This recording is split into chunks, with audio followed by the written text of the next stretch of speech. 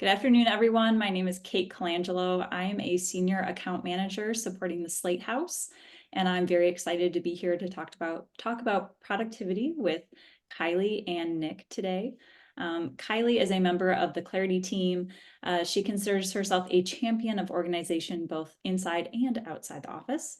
Her favorite food is chips of all kinds, all varieties, and she's very excited to introduce her cat, Maisie, to you all today, unless you've already met her through one of her frequent Zoom appearances. And we also have Nick Porcella, who is a proud member of the Slate team. In an effort to break the fourth wall, when he wrote this bio for me, he presumed he would be wearing a black t-shirt today. He looks forward to sharing nuggets of wisdom and telling you more about his. So before I pass it over to them, please, if you have not already, drop an emoji in the chat and let us know if you have ever been so stressed at work that you had a nightmare about a client, task, or call. So with that, I will pass it to Nick and Kylie. Awesome. I'm going to get us all started today. We have all been on Zoom calls all day long. So as we go through our introductions, we invite you to stand up, stretch, take a deep breath, grab some water, take a few sips of water if you haven't already. This is your PSA. If you aren't drinking enough water, to drink some water. It's great for your productivity. So we're going to start with a couple more introductions. Welcome to the persona of the productive person, strategies for thriving at home and at work. My name's Kylie. I am the assistant director on the Clarity team. I have lived in 3 different states. Maine is my hometown, and went to school in Virginia. Now I live in New Hampshire. I am the confident and enthusiastic MC. So my colors are red, purple, and blue. We also gave personas to our cat, something that Nick and I both bonded over while we were brainstorming for these presentations. So Maisie, featured in this photo, is the playful and spirited instigator. Hi, everybody. Nick Porcella. Good to see you all. I am on the Slate team. So excited to be here. I'm a former teacher of children's, turned admissions counselor, turned teacher of Slate, and I love what I do. I get to work with great people doing something that I love. So I am the industrious and meticulous, as we learned yesterday, serial killer. And I have 3 beautiful children, Croquembouche, Pfeffernusse, and Keisha, who you can see here. I won't belabor the points here, but if you relate to any of them, send me a Slack. We'll see who is most represented by these cats. Awesome. So as we were brainstorming the topic and the content for this presentation, Nick and I didn't want to focus on just listing out goals and strategies for how to be productive. Instead, we wanted to identify some core foundational beliefs or traits and attributes that that we both have that kind of inspire and that we pull from in order to be productive. So those 3 different attributes that we have identified fall into different categories. Your first one is going to be your environment, both your physical and your mental. The second one is your mindset. And the third is your identity. We're going to spend a little bit of time diving into each of these and providing some personal anecdotes of what this different kind of attributes or concepts mean to us. So let's kick us off. This image will surprise no one. The less you own, the less owns you. Let's just start with this idea of decluttering. And I have a phrase that I use a lot. Some of you have definitely heard this on calls, is the more you put in, the more you take away. And that's my philosophy in cooking. It's also my philosophy at work, is distractions can be dangerous. If you're making a chocolate cake, you're probably not going to want to put cumin in it. Maybe you do. It's going to distract. So I would really encourage everyone here to think about your physical space, your digital space, your mind, and how you can declutter what's around you. There's a lot of ways that could be. That might be clearing your desk of anything unnecessary, bringing the plate to the kitchen after you're done. Also, your desktop, your files. I counted this morning between 2 Gmail drives, my image folder on my phone, and my desktop, I have 5 items. So it keeps me productive because it allows me to actually not have to worry about checking all the things all the time. So we're going to speak today about the physical a little bit more. We'll talk about digital space, but I really want to emphasize that the less you have around you to distract you, the more your mind will be able to be that productive persona. The second idea that we had in this environment space is building a work environment. All of us now work from home, and we all have home offices if we're all lucky enough. I personally live in a condo with 900 square feet, so I work out of my living room and I'm pushed up against the couch all day long.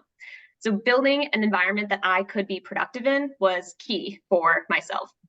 So some of those things, as Nick was mentioning, keeping my desk nice and clean. I can tell you on my desk, outside of the obvious, my mouse, keyboard, and laptop, I have my AirPod case for when I want to listen to some music, some chapstick, and a Rubik's Cube that I like to fidget with under my desk.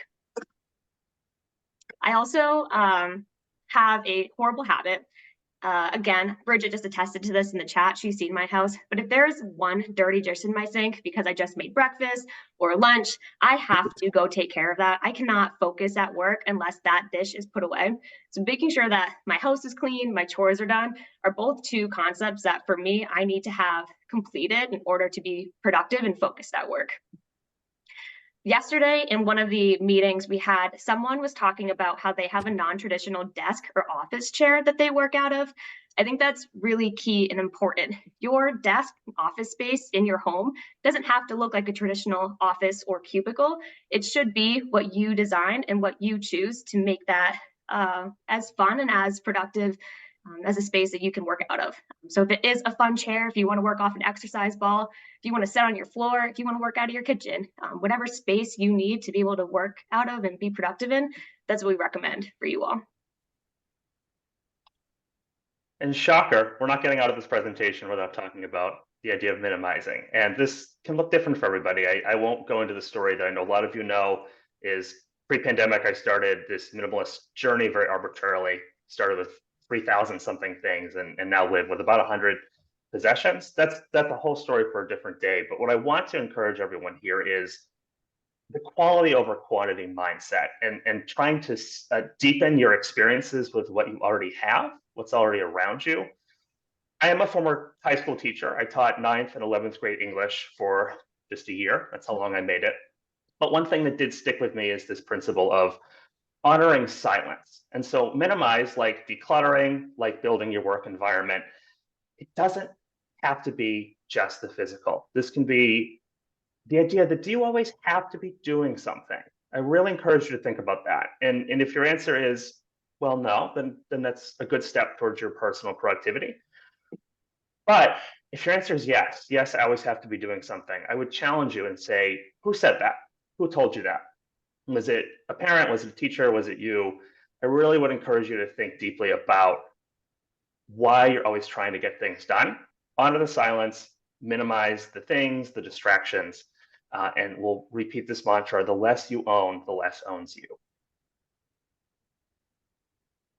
Diving into our second attribute of the persona of the productive person, we're going to talk a little bit about mindset. The first topic that we have under mindset is this idea of work-life balance that we kind of coined this phrase, stop slacking. What this means, if you have Slack or your email directly on your personal cell phone, that can really blur the lines between your work and your personal life. So what we recommend or suggest, if it's an option available to you, is to silence those notifications when you get off of work, or to remove Slack and Gmail or Outlook if you're an Outlook member, and move those to either the last page on your phone, remove them from your home screen. Again, silence those notifications. Personally, when Nick and I were building the brainstorm and the content of this presentation, this idea came up and I deleted Slack from my phone, and I'm so happy that I did it. I don't think about messages when they come in. They can wait until I log in at 8 o'clock the next morning for me to respond to. So it's just helped me really separate the work and the play from my home. I have Slack installed on my phone 3 days a year. It's for Slate Summit. So I'm with you there. I also think we should talk about the after work routine. I think a lot of folks hopefully can relate to this. It can be really tedious or worse to do the same thing every day. I'm really, really guilty of this. In some ways, you're trading one comfort for another. You're trading the comfort of the routine for comfort that may cause anxiety or depression. And I'm guilty of this. My usual routine, I log off right at 5 Eastern. I feed the cats, I make dinner, I do the dishes, I get ready for bed, and then my most common thing is I sit in bed and watch This Old House on YouTube. Like that's my routine, probably 3 or 4 nights of the week. Uh, Anything you can do to try to break that routine will help you feel happier, healthier, more whole. It will improve your productivity because of those things. And I actually, I wanted to take this advice to heart for this presentation. So I scheduled last night. This is going to sound weird to so many people. I actually scheduled a trip to Target last night. I had a pair of socks with a hole in them. I went sock shopping. Got these beautiful orange and red socks at Target. And yeah, that's not something grandiose. That's the point, is you can schedule or have ideas for something that are mundane, but let them break up your routine. Schedule that interruption, even if it's just instead of watching This Old House after washing the dishes, go to Target, find some fun socks. So that's my recommendation. The last idea we had on this topic of mindset is owning your schedule. So along those lines of scheduling in time to run to Target and breaking up what your after work routine looks like, I'm going to start with the professional side, but scheduling your time to focus. If you think about your time logged on to work, when do you find that you are the most productive? Maybe you start blocking that time off on your calendar so no one can schedule for meetings and no one will bother you because you'll have that notification on that's, hey, I'm currently occupied or busy. For me, that's right when I first log on in the morning, that usually 8 to 9:30 time period. That's when I get the most of my work done. I really like to keep that time personal to myself to start the day off strong. And then as more people start to log on to work, I start getting a lot more Slack notifications and responding that way. But thinking about this time to schedule on your calendar, when are you most productive? When should you have that time blocked off to dedicate to that time? The second one is along the lines of schedule that time for fun. Myself, what this looks like, I play in an intramural soccer league on usually Tuesday or Monday nights. So I have that scheduled in my phone. It's what I do during the week. On Thursday nights, I will sometimes go get drinks with my friends. I will make sure that's scheduled. Currently, upcoming, something I'm looking forward to, Manchester, New Hampshire does a taco tour every single year. That time is currently blocked off on my calendar. If someone tries to schedule me for a meeting, please don't. I will be at taco tour enjoying myself. Moral of the story, own your schedule. Block those times for focus. Block those times where you can dedicate to having fun. And try to schedule that throughout the week so you don't feel like you have to do every single thing on the weekend. Maybe you want to spend your whole Saturday resting and relaxing. You have different activities scheduled throughout the week. I know I feel a little less guilty binging Netflix that whole Saturday afternoon. Perhaps my favorite takeaway from what I'm mentioning so far is this idea of your identity. And what I really want to encourage folks is it's a continuum. If you're somebody who really loves your job and consider it a big part of your identity, that's great. If you're somebody who loves your job, but you don't consider it a big part of your identity, that's also okay. Anything, if you have goals, like let those shine. But I really want to encourage people that embrace the identity of, is your working life primary to you? Is that something that you would describe yourself as, first or second? For me, it's not. I love my job. I like the work that I do, but I'm a cat dad. I'm a husband. I'm a DIYer. I'm a philosopher in my mind before I'm a senior slate trading strategist. And I know Alana spoke to this in an earlier session, this idea of identities and such. And I would just encourage that, as part of all of these sessions that we've been a part of, is I hope that the folks will do some reflecting out of this. Is certainly, if you want to be your role, your job, your title as the first or second thing, and you embrace and love working a few extra hours here or there, that's fine. There are some people who love that, but give yourself permission to also be, the cat dad, the husband, the DIYer, the philosopher first. So it is about you defining your identity, and it's something that can make your productivity even stronger. This next idea, taken from Natasha Bedingfield, release your inhibitions, aka perfectionism. From all of my time with all of you from this Inside Out conference, the idea of perfectionism has come up, and even I believe there's a committee making t-shirts for all the perfectionists at Carnegie. Please stand up, embrace perfectionism, but also know and forgive yourself and be patient with yourself and kind of start embracing that concept of good enough. Think about the task you're currently handling, the task that takes you the most time. Are you dedicating too much to this task? What was the initial ask? Are you going too far, spending too much time and moving away from what the original ask was? The idea of getting away from perfectionism is really challenging. I know I myself struggle with it, and I want to be able to have all the work I produced be to the highest standard possible. But in order to make sure I'm getting my entire task list done, sometimes good enough has to be just that, good enough. Am I getting everything, all the information that needs to be presented? Wonderful. Is my team feeling supported? Great. I can move on from this different task. Be patient with yourself. And the one phrase I want to leave you all with here for perfectionists is unrealistic expectations only lead to disappointment. Try to move away from that perfectionism mindset and start embracing good enough. That's what I'm still working on too. Here's an idea that I don't think is very original, but I do think is worth repeating and talking about is social media. We're going to encourage everybody here towards the end of the presentation to take one of these ideas to a next step. But I want you to consider, if you use social media, is it lifting you up or is it bringing you down? And I know for me, it definitely brings me down. I think we see a lot of achievements shared on social media, and rightly so, as people are growing their families, growing their careers. It's wonderful, and we should celebrate all these things. But it's not the place that people usually post setbacks or speed bumps along the way. It's not how it works. So it gives you a very curated perspective that can warp your self-image.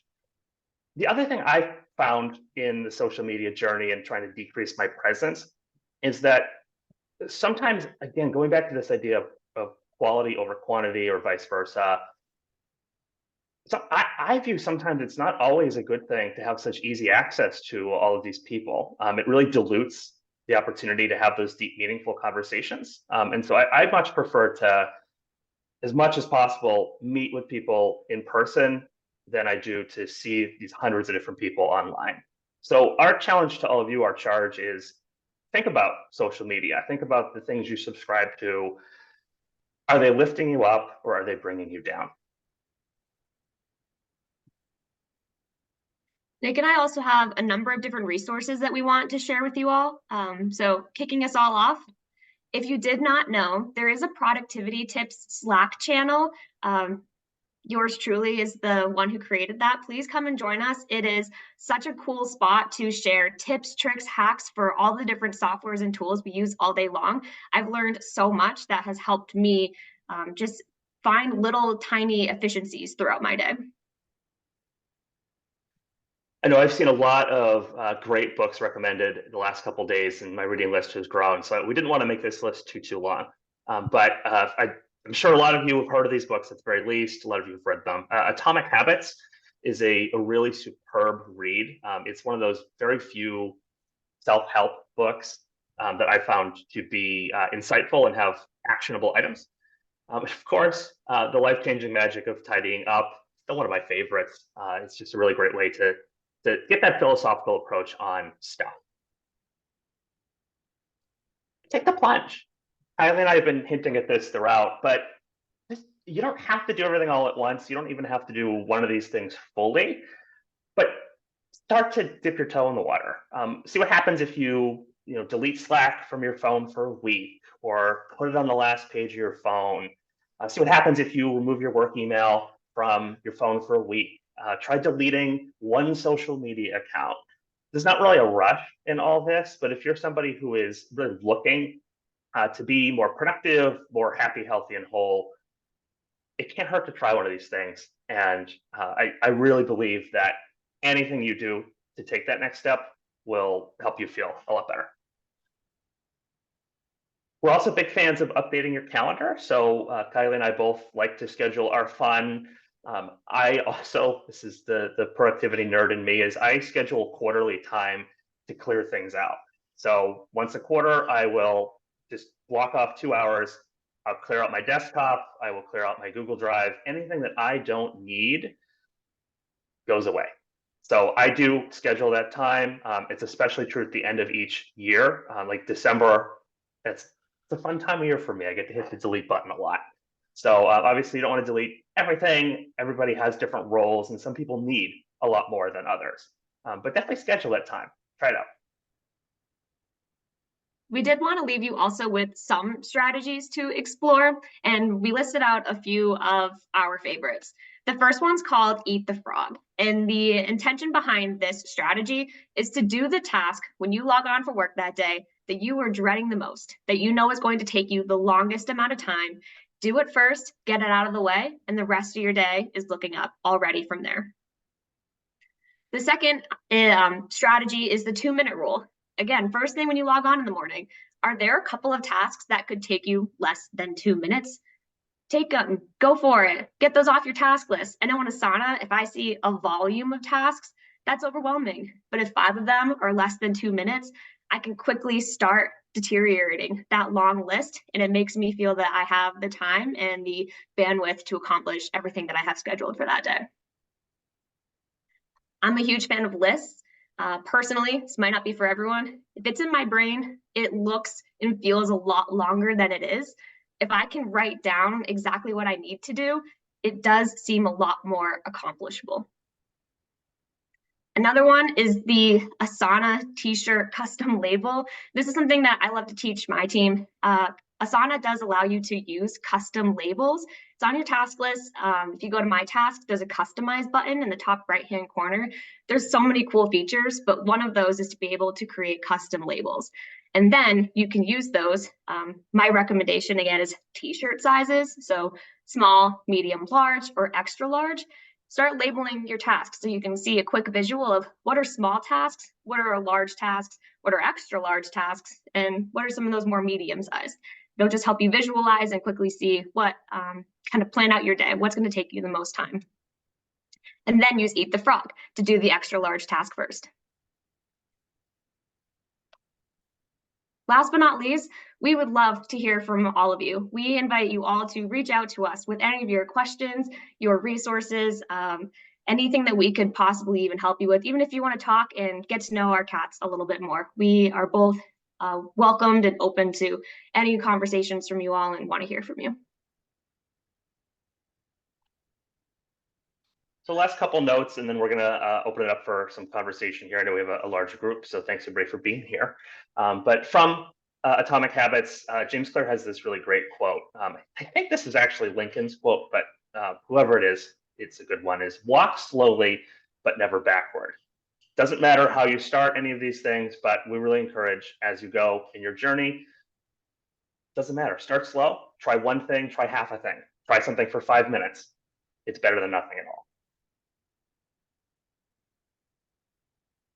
We're going to leave you all with a challenge today to try one new thing. Nick and I both, based upon those attributes that we identified for the persona of the productive person, and with the idea of mind, walk slowly but never backwards. Choose one, choose two, choose what works for you.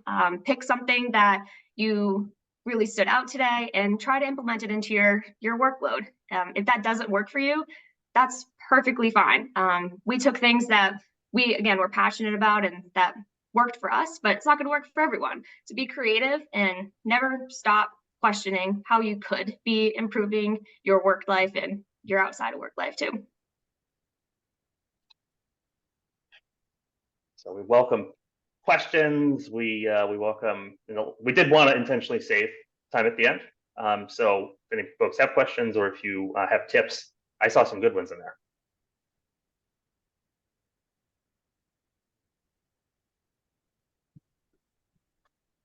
I want to call out Eric's one quote that I hadn't heard of, but this is great, is making your phone black and white. I've never heard of that, but that is brilliant.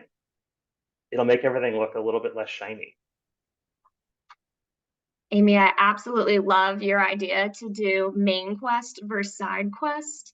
That's hilarious. That's along the ideas of Asana custom labels or trying to manage your work. Use a custom section, put main quest and side quest. If you want to know how to do any of these Asana features, please reach out to me. I would love to show you. And Laura, we made no promises about ending the nightmares, but we hope it'll help. Who wants to speak out? We got 2 minutes. Yeah, does any brave soul want to tell us which one of these that they're going to try to implement? I'm gonna try to do the eat the frog one because I did that personally. We had to do several chores before people came over the other day, and I cleaned the bathroom first because I don't like Nice. doing that. The rest of the day felt so much better. So I'm gonna try that one. Love it. That's my least favorite thing too. I'm I gonna try can to vouch. take away my social media apps from my home screen, or maybe just delete them altogether. I've been thinking about that for a very long time, and I feel like this is good motivation to just do it. I can vouch for getting rid of your work email off of your phone. I actually did that a couple of years ago, and life balance is so much better. Highly encouraged. Makes a big difference. This is kind of along the lines of Eric's tip too, but my husband actually just helped me customize my phone. You can set like certain times where like your screens look different. So if there's like you find yourself grabbing your phone during the workday and like mindlessly scrolling or doing something you don't need to be doing, you can set it from 8 to 5. Like my screen looks like this. So I've set it now so like it's just like my phone calls come through and everything else is on a separate screen. So when I mindlessly pick up my phone to do something with like the 10 minutes in between meetings, it's just less interesting. And I have to actively scroll through 3 pages if I want to get to all of that stuff that like sucks my productivity. So that's another tip too, of kind of like making your phone less interesting by also just moving that stuff out until you have the mind space for it. I love that idea. And I didn't know that was possible. That's very cool.